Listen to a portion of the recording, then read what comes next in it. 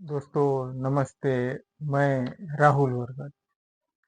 कल प्रकाश आंबेडकर साहब जी की जनसभा हुई, जालना में हुई। तो मायनगर न्यूज चैनल के मुताबिक साहब ने कहा, आंबेडकर साहब ने कहा, प्रकाश जी आंबेडकर साहब ने कहा कि तुम लोग 500 रुपए के लिए एक नारंगी मौसम्बी बाटल के लिए और 1 किलो मटन के लिए अपना वोट बेचते हो। तुम लोग नालायक लोग हो, तुम लोग नालायक लोग हो, ऐसी अंबेडकर साहब ने कहा। अंबेडकर साहब ने और किसानों की भी चर्चाएं की, स्ट्रगल की भी बात की, और साथ ही साथ जो एड्स है, जो महाराष्ट्र में बारिश की वजह से दुष्काल गिरा, उसके लिए किसानों को मदद कैसे दी जाए, और साथ ही साथ उन्होंने एग्जाम्पल भी दिया कि जैसे नेपाल में और बांग्लादेश में जो हुआ, वैसी महाराष्ट्र में उठाओ क्यों नहीं। चलिए आज का विश्लेषण हम इस टॉपिक के करते हैं। हम रिक्वेस्ट करते हैं कि आपने हमारे चैनल को लाइक, शेयर और सब्सक्राइब नहीं किया होगा तो हमारे चैनल को लाइक और शेयर सब्सक्राइब जरूर करें सब्सक्राइब। 500 रुपए का नोट, एक नारंगी मौसमी की बाटली और 1 किलो मटन के लिए बहुत से लोग अपना वोट बेचते हैं, ऐसी साहब ने कहा। और उनकी ये बात लगभग सच ही है कि बहुत से लोग पीने की वजह से, घोष की वजह से और पैसों की वजह से अपना वोट बेचते हैं, नोट को देख के अपना वोट बेचते हैं, एक नारंगी मौसम्बी की बाटल को देख के अपना वोट बेचते हैं, और मटन को देख के अपना वोट बेचते हैं। यही तुम्हारी कैटेगरी है, हैसियत है, ऐसी साहब ने कहा। फिर महाराष्ट्र में दुष्काल गिरा, बारिश आई थी, तो सरकार ने अनाउंसमेंट किया था कि नहीं किया था, मुझे उतनी खबर नहीं है पक्की, पर जो साहब ने कहा कि 31,000 करोड़, कितना, 31,000 कोटी रुपए शेतकरी को देने वाले थे। कितने को मिले, कितने को नहीं मिले, पता नहीं, पर साहब ने इस पे भी बात की। सरकार कैसी तुम्हें जो दुष्काल गिरा था, कैसी तुम्हें पैसा देंगी, जो कि तुम्हारी जो ये है हैसियत है वो 500 रुपए की है, एक नारंगी मौसम्बी की बाटली की है, और एक 1 किलो मटन की है। जब तुम्हें ये दिया जाता है तो तुम लोगों को वोट देते हो। जब हम लोग आते हैं जब हम लोग आते हैं तो तुम वोट नहीं देते हो, जात देखते हो, धर्म देखते हो। शायद देश ने धर्म जाति देखा है, व्यक्तियों को नहीं। बहुत से लोगों ने कहा कि बुद्धिस्ट लोग जितने भी, मतलब कितने भी अच्छे हो, बुद्धिस्ट लोग कितने भी अच्छे हो, पर उन्हें ज्यादातर लोग गलत नजरिए से ही देखते हैं। पर अन्य अन्य की बात नहीं कहूंगा मैं, पर कुछ लोग कितने भी बुरे हो, बुरे से भी बुरा क्यों ना हो, तभी भी उन्हें लोग अच्छा समझते हैं, उन्हें लोग अच्छा समझते हैं। ये बात है। फिर क्या कहते हैं साहब कि नेपाल में क्या हुआ, एग्जाम्पल देते हैं। नेपाल में क्या हुआ, बांग्लादेश में क्या हुआ, एग्जाम्पल दे रहे साहब, कौन, प्रकाश जी आम्बेडकर साहब, वीबीए चीफ है, वंचित बहुजन आघाड़ी के, महाराष्ट्र से बिलोंग करते। उन्होंने एक दो बार क्वेश्चन पूछा, नेपाल में क्या हुआ, बांग्लादेश में क्या हुआ, तख्ता पलट हुआ, तो फिर महाराष्ट्र में मूवमेंट क्यों नहीं, महाराष्ट्र में मूवमेंट क्यों नहीं, वंचित बहुजन आघाड़ी तो कर ही रही है। फिर उन्होंने सवाल पूछा, यहाँ का जो युवा है वो डरता है, किससे डरता है, शायद उसके ऊपर एफआईआर हो, इससे डरता है। हमने क्या कहा, यहाँ का युवा किससे डरता है, एफआईआर होने से डरता है।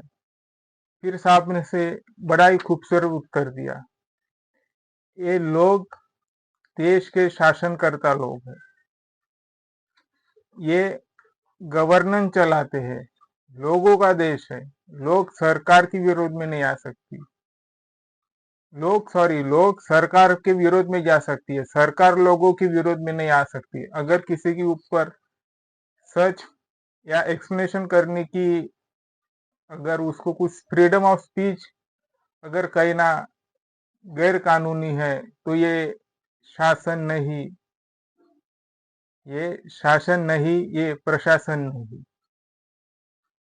क्योंकि जो देश है लोगों का है, लोगों को द्वारा बनाई हुई सरकार के लिए है। तो अगर किसी भी देश में एग्जाम्पल बांग्लादेश, नेपाल की, वहाँ की युवा क्यों स्ट्रांग रहे, क्योंकि वो जागरूक बन गए थे कि ये देश जो है रिपब्लिक है, जनतंत्र है, जो हम चाहे वो हो चाहे। ये ऐसी साहब ने बात की, ये ऐसी साहब ने बात की। फिर क्या कहते हैं साहब, तुम्ही मतदान और पैसे घेऊन मतदान करता, सरकार तुम्हारी बात कैसी मानेगी। अगर तुम इस तरह से मूवमेंट चलाओगे तो सरकार 2 दिन में लगभग सब जो direct to principle of state policy में है वो फॉलो कर देंगी। डायरेक्ट टू प्रिंसिपल में जो लिखा है वो फॉलो करेंगी, पर हमारे महाराष्ट्र की युवा कर रहे हैं क्या नहीं कर रहे मुझको पता नहीं, महाराष्ट्र की युवा क्या कर रहे हैं मुझको पता नहीं, पर साहब ने जो कहा हमें इस नजरे से वाकई सच में हमारी कीमत ऐसी है या नहीं है, हमें देखनी चाहिए। और महाराष्ट्र भी गवर्नमेंट की जो पॉलिसीज है, जो अनाउंसमेंट है, वो जो शेतकरी है उनके पास जानी चाहिए, जो असिस्टेंट फंड्स है वो जाना चाहिए। अगर किसी गांव में पानी घुसा है, किसी खेती कुछ एग्रीकल्चर है, खेती भूमि है वो डिस्टेबलाइज हो चुकी है, तो जिस गांव में पानी घुसा उस सबको ऐड देना चाहिए, मदद करनी चाहिए, ना कि किसी को छोड़ के मदद करनी चाहिए। नहीं तो ऐसा नहीं, गांव में पानी घुसा, इसके घर में पानी नहीं घुसा है, तो उसके घर में पानी घुसा है, उसको मदद दो, इसको मदद नहीं दो, ऐसी बात नहीं होनी चाहिए। गांव में पानी गया है मतलब लगभग सभी घर को परेशानी होती है और सभी को मदद करनी चाहिए।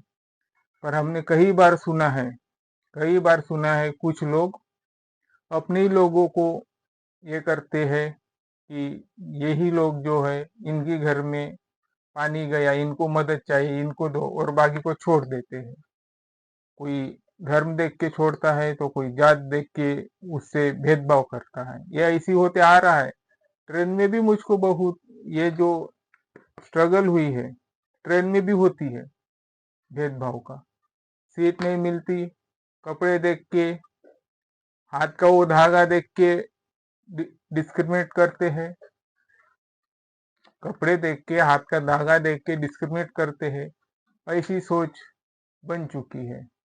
और जो मैं वीडियोस बना रहा हूँ वो बिना पावर के, बिना इलेक्ट्रिसिटी के ये वीडियो बना रहा हूँ, लगभग 3-4 दिन से दक्षिण पश्चिम नागपुर में, जो कि ये क्षेत्र जो आता है देवेंद्र फडणवीस से उनका प्रतिनिधित्व क्षेत्र आता है। एक बार को तो रात में लाइट गई थी 11:30 बजे के आसपास, और 2-3 घंटे के बाद आई। मेरी आंख खुली की खुली थी। सवेरे भी 2-3 बार लाइट गई थी 2-3 दिन पहले, अभी भी कल भी गई थी, वीडियो रुकाना पड़ा। आज भी लाइट गई है। ये है बीजेपी सरकार, ये है महाराष्ट्र सरकार। दोस्तों, हमने अभी कहा कि जो ये लोड शेडिंग है उत्तर दक्षिण नागपुर में बहुत एक हफ्ते से चल रही है लोड शेडिंग। शायद ये अन्य इलाके में भी है क्या नहीं है, सिर्फ कुछ विशेष स्लम एरिया के लिए है ये लोड शेडिंग, क्या कॉलोनीज में भी लोड शेडिंग है, पता नहीं। शायद मेरे हिसाब से तो नहीं ही होंगी कॉलोनीज में, एक आधी बार गई है। पर नागपुर के लगभग जो सोमलवाड़ा एरिया है उसमें ये 4-5 दिन से चल रहा है, एक हफ्ता होते आ गया है। रात को लाइट जाती है, सवेरे लाइट जाती है। रात को लाइट जाती है 2-3 घंटा, जो काम से लोग आते हैं उनकी नींद नहीं होती,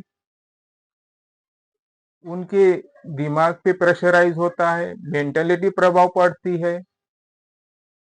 इस पे भी सरकार ने, हमारे मुख्यमंत्री ने सोच विचार करना चाहिए, और जो पावरेबिलिटी है वो लोगों के लिए हो, किसी खास व्यक्ति के लिए हो, पर सबको समान हो। कॉलोनीज में भी लाइट जाती है कि नहीं देखनी चाहिए। वैसे उत्तर नागपुर में भी कुछ एरिया को देख के लाइट चली जाती है, तो कुछ लोगों ने उधर भी आंदोलन किया था। चलिए अभी हम जाते हैं सरकारनामा चैनल के मुताबिक, जो आम्बेडकर साहब ने कहा, जो आम्बेडकर साहब ने कहा कि जो दिल्ली में ब्लास्ट हुआ वो एक्सटर्नल है कि इंटरनल है। वो एक्सटर्नल है कि इंटरनल है। एक्सटर्नल मतलब बाहरी देश, और इंटरनल मतलब अंदरूनी देश। अंदरूनी यानी हमारा भारत। तो प्रकाश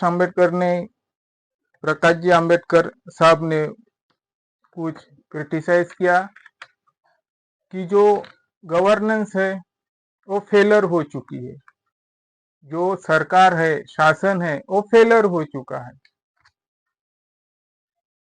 कि इंटरनल जो ब्लास्ट है ये पहली बार नहीं हुआ है, इसके पहली बार भी कई ब्लास्ट हुए हैं।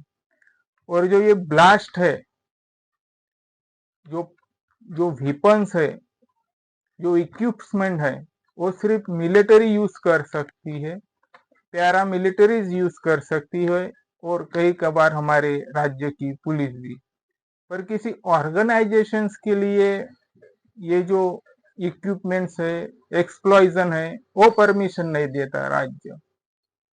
और जो ये जो इक्विपमेंट्स है, जो इंटरनल सिक्योरिटी ब्लास्ट हुआ है, ये RSS राष्ट्रीय स्वयंसेवक संघ के कार्यकर्ताओं के पास, राष्ट्रीय कार्यकर्ताओं के पास छपड़े हुए हैं।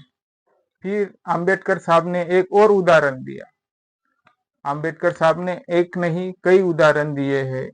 जो नांदेड़ का ब्लास्ट केस है, मालेगांव का ब्लास्ट केस है, मालेगांव का ब्लास्ट केस फेमस है। वहां पे प्रज्ञा ठाकुर, पुरोहित और कुछ शायद जोशी जैसे नाम है, जो कि बीजेपी के प्रज्ञा ठाकुर है, और जोशी RRS शायद ये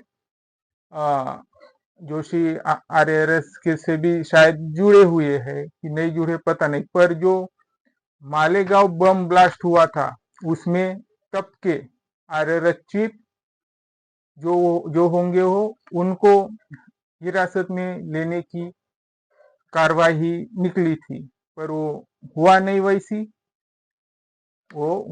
वैसी।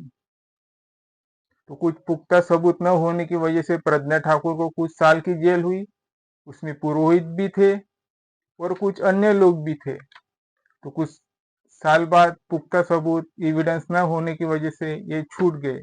ये भी कुछ लिंक आरएसएस से थी, ऐसी साहब कहते हैं। फिर साहब और एग्जाम्पल देते इंटरनल ब्लास्ट के। अजमेर ब्लास्ट केस, अजमेर में जो ब्लास्ट केस हुआ वो एक मुंबई कबूतर खाना, मुंबई का जो कबूतर खाना है वहां पे भी ब्लास्ट हो चुका था और गिरगांव में भी शायद ब्लास्ट हो चुका था। इतनी एग्जाम्पल साहब ने दी। आपको अगर साहब ने ये जो बात कही वो कौन सा सरकारनामा चैनल से, आप उस पे भी वीडियोस में देख सकते हो, आप देख सकते हो। मुझे इस चैनल के जो वीडियो शूट कर रहा हूँ ये विदाउट इलेक्ट्रिसिटी का है। मुझे बहुत दुख हो रहा है कि एक हफ्ते से सोमलवाड़ा जैसे एरियाज में लाइट जाना, वो भी सीएम का एरियाज है महाराष्ट्र के, एक हफ्ते से जा रही है। रात को लाइट जा रही है, सवेरे लाइट जा रही है एक दो बार, एक दो दिन में भी गई थी। अभी सवेरे भी 9-10 बजे लाइट गई थी एक दो दिन पहले, और अभी भी ये लाइट जा चुकी है, 1-1.5 घंटा हो चुका है। पता नहीं अन्य इलाके में, अन्य एरिया में भी गई होंगी, ऐसी मैं भी सोचता हूँ। पर मुझे नहीं लगता है कि अन्य एरिया में भी लाइट जा चुकी होंगी। अगर हमारा वीडियो आपको अच्छा लगता है तो हम रिक्वेस्ट करते हैं हमारे चैनल को लाइक, शेयर और सब्सक्राइब जरूर करें।